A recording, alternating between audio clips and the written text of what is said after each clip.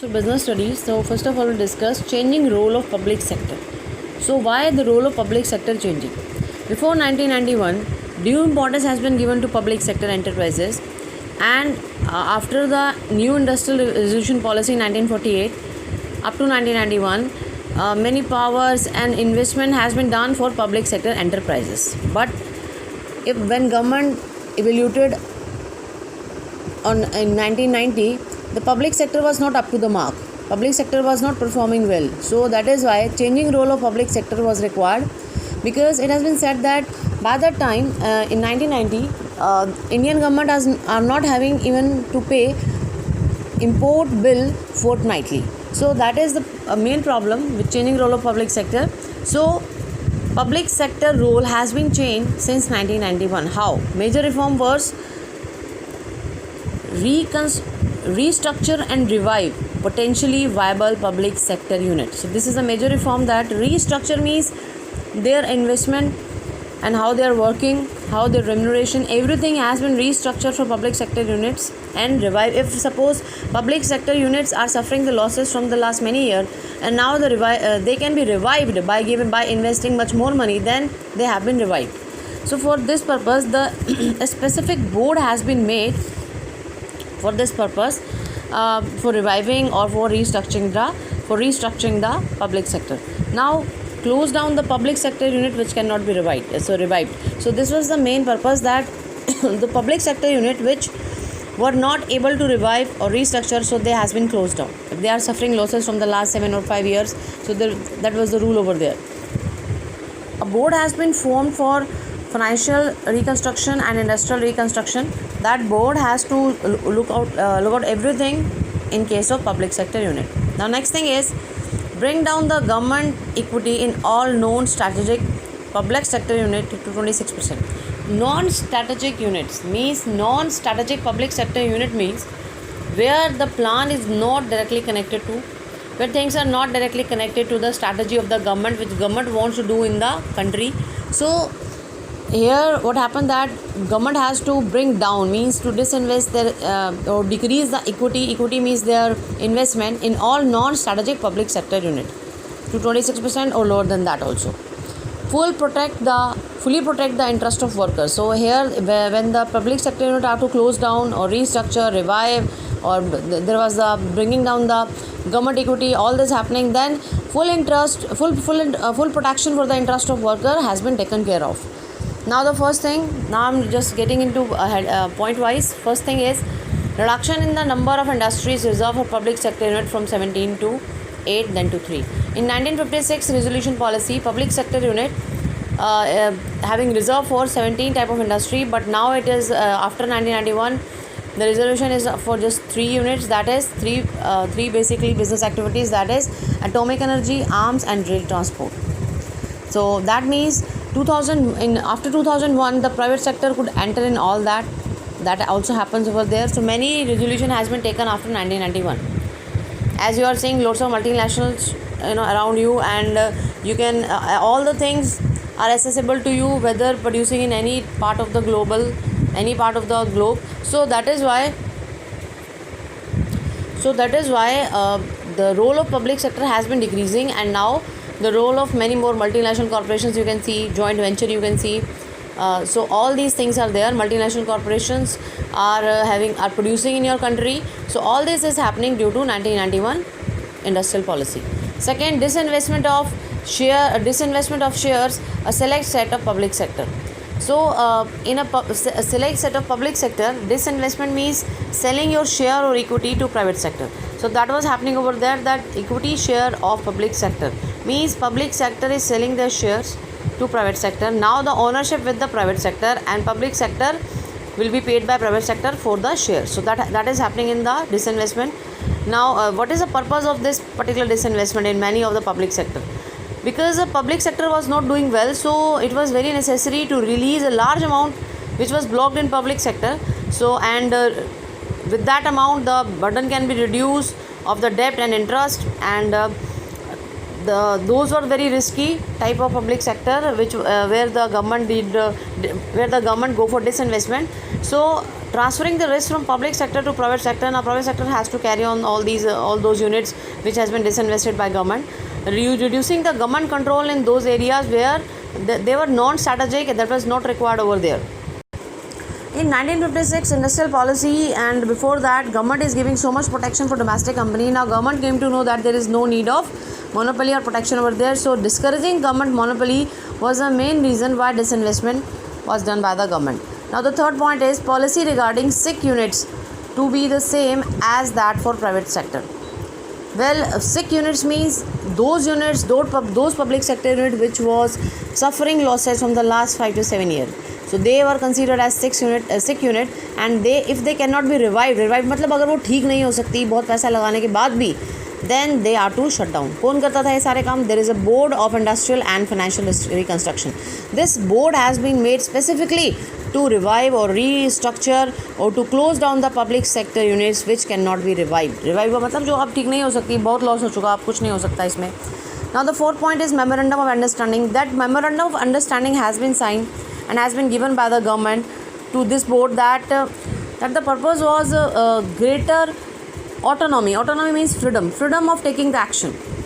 Freedom of taking the action regarding the for the purpose of the target that has been made in 1990, so that this board can do well and they can easily close down those SIC units which are not doing well, which are suffering losses from the last many years, and just make a great loss to the country also.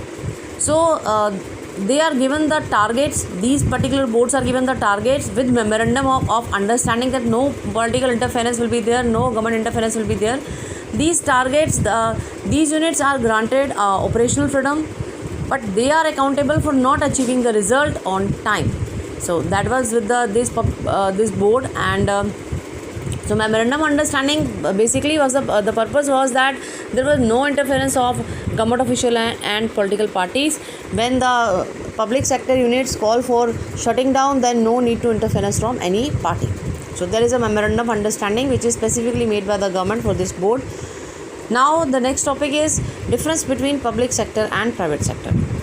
Public sector, which you just done, that public sector is what public sector is: departmental undertaking, public corporation, and government companies. All these comes under public sector. So first of all, and private sector, where the ownership, management, administration are with the private sector for all the property of business. So first of all, the difference is formation. How private sector formed. The formation of public sector enterprises involves a very long process, but the public sector can be formed in a short time, even because there is a fund that can be collected from the government, that has been given by the government, and government decision is there. So that if public sector comparatively private sector takes less time because resources are more available for public sector. Now the next is objective. The private sector enterprises, the main objective is to earning profit, and public sector main objective is to provide services to public. Now management, there the private sector are managed and controlled by the board of director who are investing more. They can become the member of board of director and CEO of the company. Public sector enterprises managed, controlled by the board of director, where the officials are appointed by the government and all the stakeholders, but the major role with the government. Capital, private sector, the capital is invested by owner, that is private entrepreneur, and then the public sector, the fund has been allocated by the government. There the freedom of operation, definitely there is more freedom of operation, no interference from any side. Public sector, definitely whether public departmental undertaking, public corporation, government company, all these three we have just seen the demerit. In the case of demerit, that there is an interference from ministerial and government official. There is a political interference over there. Accountable, private sector is not accountable directly to public, and basically they are accountable only to the investor. That depends upon the act and the policies made by the private sector. But the public sector, they are accountable to general public, as they are using the fund of the public. So that is why they are accountable to public. Now the employees, the private sector employees are known as private sector employees. They are having their own rules and regulation regarding recruitment, selection, remuneration, leave. But in the case of public sector, what happens that if you are comes under departmental undertaking, you will be civil servant. If you are coming under public corporation, you are the employee of public sector. They are having their own rules and regulation. And in the case of government company, you are not the civil servant, you are the employee of government company, and they are having their own rules and regulation regarding remuneration and leave and all. So here, performance evolution, how the performance can be evaluated over there.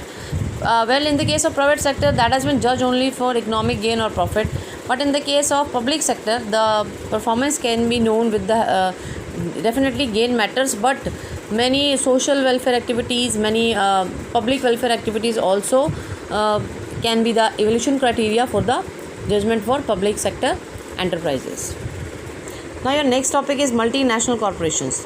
Multinational corporations are the companies which operate, own, manage their businesses to or more countries. So like you are having lots of multinational corporation in your country, that is Coca-Cola, Hyundai and many more, like over there HP, Hewlett Packard and Google. So all these multinational corporation we are having in our country, so that they are the multinational corporation. What are the feature of multinational corporation? They are definitely huge capital resources and giant size, because their even sale can exceed the total income generated in a country of a like developing country, not the developed country, but that their revenue can be, their sale can be equal to the total income produced, total goods and services produced in the developing country. So they are such a huge capital having and giant size, and all the physical asset they are having much more of the value than the GDP of the developing country. So what is GDP? That is the gross domestic product, means total monetary value of total goods and services produced in a country. Centralized control is with the head office. So as we are seeing the definition of multinational corporation, so they are having one head office in country, and then in the other countries they are having the branches. So centralized control is with the head office, where the company originate, so where the company basically started, so that is the head office of the country, or it is up to the multinational corporation where they want to get their head office. So that head office is the centralized control, and branches has to follow the rules made by the head office, and that head office definitely located in the home country, where the where the specifically entrepreneur lives over there or resident of the country. All the branches operate within the policy framework formed by this headquarter. Fine. So that is the head office or headquarter. Advanced technology, they are having very advanced technology, because they are having lots of financial resources, they are operating in different countries, so they used to come or access to technology if that has been developed in any of the country. Expansion of market territory, so their market is definitely expanded, because they are not confined to one country, they are operating in more than one or two countries. So it is very possible for them to sell out their product in different countries, and they are their branches, factories, offices in several countries. They are having a large network of branches and subsidiaries in host country. So what is host country? Suppose we are taking about the example of giving the example of Vivo or Xiaomi or some that other companies of China. So they are having headquarters in China, but they are having branches in Noida and Gurgaon and many other states. So that is why they are having branches over there. So that is the host country, and their main headquarters that is in the China, so that is the home country. China is the home country and India is the host country for these companies. Okay.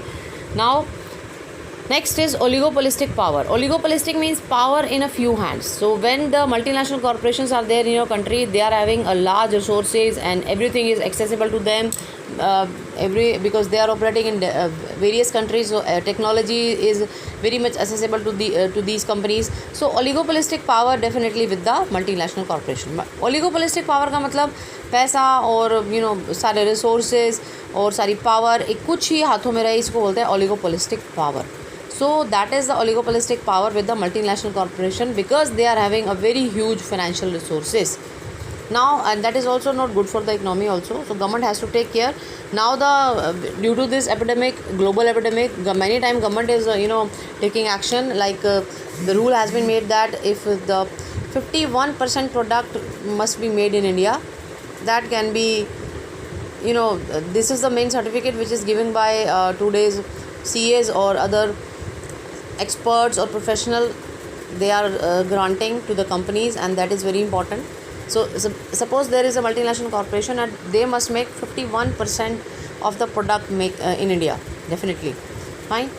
So oligopolistic power is very dangerous to the country. Government has to take care of this power, because multinational corporation definitely provide employment opportunities, financial resources, new technology, competence, but they are having power also, which cannot be good for the country. So these things should be taken by the government time to time. Product innovation. So these enterprises as highly sophisticated research development department and all, so they used to innovate the product in terms of packaging, in terms of quality, in terms of presentation. So in all the ways, product innovation process is going on in these companies, and that is a separate department. The expenditure has been incurred by multinational corporation for product innovation. Now the next thing is marketing strategy. So marketing strategy is very important point for this multinational corporation, because under this marketing strategy means making product available to consumer, like creating the demand for the product, and then making available, then after creating the demand of the product, making product available to the consumer. There they have to take care of the product, price, place and promotion and all. So marketing strategy has been made by this multinational corporation in all respect, and huge expenditure has been incurred in the case of marketing strategies also. As you are seeing, you were watching daily the advertisement from this multinational corporation. They used to spend a lot for advertisement. Even foreign collaboration, they used to collaborate with the foreign companies, for many collaboration can be taken place in a particular year.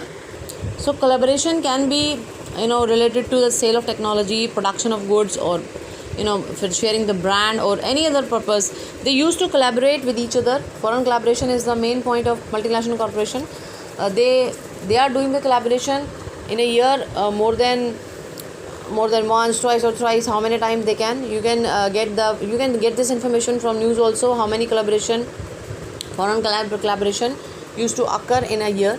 So if they need that collaboration is important for their profit making institution, then they used to collaborate with other foreign companies, and it is a very common feature of this multinational corporations. Now the next thing is joint venture. So joint venture, what is joint venture? When two or more companies join with each other and they establish an enterprise, and their resources has been increases, their capital has been increased, they are just enjoying the technology of each other company. So that is the joint venture. The joint venture happened in the country like Maruti Suzuki, that is a joint venture. Tata Iron and Steel Company joined hand with the IP Coal, the government enterprises, that is also a joint venture. So joint venture, basically what are the features of joint venture? Increase resource and capital and capacity. So resources, whatever having both the companies who have been joined hand, they enjoy the resources. The resources has been increased in the terms of financial, employees and all, and capacity. So, and the plant, machinery, land, everything has been increased, because now earlier they were separated and now they are one after uniting or joint venture. Access to new market and distribution network. Definitely when the companies has been joint venture, then basically what happens that it can access to new market, because now after joint venture they enjoy the customer or consumer from both the companies. Access to technology, definitely they are having more financial resources and more network area, because two companies are joining with each other. So there is a access to technology for that purpose. Innovation is a main key feature of joint venture, because with the innovation they can compete with other companies. So innovation is used to be there for the purpose of innovation. They join hand also. This can be the main of the reason. Low cost of production. When the two companies join, that there is a large scale of production. बहुत ज़्यादा production इससे बढ़ जाता है, जिससे कि क्या होता है, जो प्रोडक्शन की कॉस्ट है वो बहुत कम हो जाती है. जब आप लार्ज स्केल पे प्रोड्यूस करते हो तो आपकी कॉस्ट कम हो जाती है. फॉर एग्जांपल, अगर आप 100 यूनिट प्रोड्यूस करते हो and you are purchasing raw material for 100 unit, तो उस केस में आपको उतना डिस्काउंट नहीं मिलेगा जितना अगर आप 1000 यूनिट प्रोड्यूस करते हो. अब इस केस में जब जो भी परचेज़ करोगे, अगर आप उसको बल्क में परचेज़ करोगे, क्योंकि आप बल्क में प्रोडक्शन कर रहे हो, तो आपको हमेशा लो कॉस्ट ही रहेगी. तो लो कॉस्ट ऑफ प्रोडक्शन होती है when the two Two or more companies are joining with each other and they are having joint venture. The resources has been increased, their utilization of resources can be more appropriate in that case. Established brand name. So next point is established brand name. Established brand name is when these companies are joining, then the purpose was brand name also. One company want to have the benefit of brand name of other company, then they join with each other. So that is the main purpose and main feature for joint venture. Now PPP, public private partnership, that is another form of private sector. This basically this is the collaboration of public and private both. So you cannot call it as a private sector, because that is for some activities, public sector or government has to collaborate or join the hand with the private, and this is a partnership for just one activity. That is not partnership for lifelong. So this is the government sector or public sector or private business enterprises. There the funding means money operation, that is through the partnership of government and private sector both. So what are the features of this particular PPP? Contract between the public and private sector for a particular activity. There is suppose they want to make the road from one city to another, one state to another, then there is a contract between the public and private sector for making that road. So that is the PPP, public private partnership. Cost of using resources. Well, in this case, the cost of using resources is borne by the user of resources. Means if the user of resources is public, then they have to bear the cost of that particular services, and that has been collected by these PPP and shared by government and private both. Provision for capital subsidy. These projects are basically the joining hand of the public and private. So as public sector is over there or government is over there, so definitely capital subsidy will be there. And then for starting this public private partnership, many times government give grants to private sector to attract them so that they can join with the public sector, the government, because private sector will join only in that case if they are getting the profit. So capital subsidy can be allocated by the government to the private sector to attract them, so that they can join. And many other economic assistance has been given by the government to private in the case of PPP, यानी कि public private partnership. Pertaining means relating to higher priority project in public welfare. So many high priority projects, suppose we are talking about, as a picture is there of metro railway. So that is the higher priority project because of the too much rush on the private transport. So there was a severe need of this particular metro, which is joining one city to another, and people can easily transport from one place to another. So PPP is there, that is a higher priority project or public welfare. So for this particular activities, government needs the hand of private sector, and that is PPP, public private partnership, a new term is there. ठीक है, कई ऐसी चीज़ें होती हैं जो आपको जल्दी करनी होती हैं और पूरी एफिशिएंसी से करनी होती हैं. उस केस में हाई प्रायोरिटी प्रोजेक्ट और पब्लिक वेलफेयर के लिए गवर्नमेंट और प्राइवेट दोनों अपना हैंड जॉइन करते हैं, और उसको हम क्या बोलते हैं, पब्लिक प्राइवेट पार्टनरशिप. सिर्फ इसी एक्टिविटी के, बस आपको रेलवे मेट्रो बनानी है, बस इसके लिए. इसका मतलब ये नहीं कि वो जो प्राइवेट सेक्टर हमेशा के लिए गवर्नमेंट से जुड़ गई. ठीक है, बस एक कॉन्ट्रैक्ट बनता है. जब कॉन्ट्रैक्ट की जैसे जैसे कंडीशन फुलफिल होती जाती हैं, वैसे वैसे ये पब्लिक प्राइवेट पार्टनरशिप अपने आप खत्म हो जाती है. सो ये एक बात कर रहा है Delhi metro rail corporation, that is also a part of PPP. ठीक है, और भी many project has been started by government. कुछ फ्लाईओवर बनाती है, वो भी PPP के अंडर आते हैं. Sharing of revenue. The revenue has been shared by the government and the private sector both in agreed ratio that has been described in the agreement. Problems with PPP that sometimes they are having the conflict regarding the sharing of revenue, rate of return, and many time government interfere a lot and having the influence over the private sector. जैसे कहीं flyover पे government कह देती है हटा दो भैया, अब टोल हटा दो, तो ये इस तरह से गवर्नमेंट बहुत तरह से इन्फ्लुएंस करती है. That is the problem with public private partnership. That's all with your chapter. ये सब आपको फीचर्स ही करने हैं बस इसके अंदर. The question can come in the case studies form and case studies given in your book, so you are to go through those case studies, and that's all with your chapter.